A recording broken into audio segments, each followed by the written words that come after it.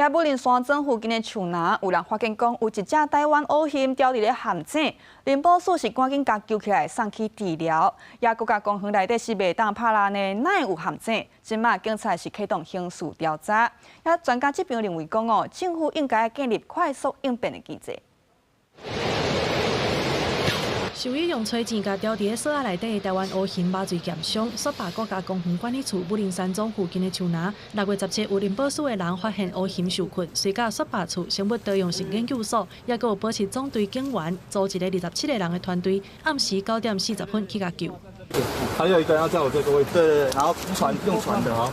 受困的是63公斤成年的熊公，有卡散、有脱水、发炎、贫血等等的状况。18早起7点多送去野生动物急救站，因为倒脚头前骹部有部分组织拢已经骸去，所以部分甲切掉。林保署甲雪霸处19会登回现场，看敢有拍烂的工区。那左前掌因为受困套索，有部分的组织坏死。 那目前已经进行局部的切除，后续将持续的给予适当的医疗处置以及观察。6月19号呢，水坝处呢也跟林保署的人员总共6个人在案发的一个区域呢进行一个地毯式的搜寻，希望能够清查到潜在的危险因子人甲熊的冲突是愈来愈侪。今年4月，花莲岛溪中正部落一只台湾乌熊，甲真侪狗仔家禽食好掉，互巡守队甲开枪。5月，台东卑南美龙村是有民众伫个下海拔的山区发现台湾乌熊掉伫个锁仔内底，离徛价敢若130公尺。这个乌熊受困的地点也挖进武陵旅游区，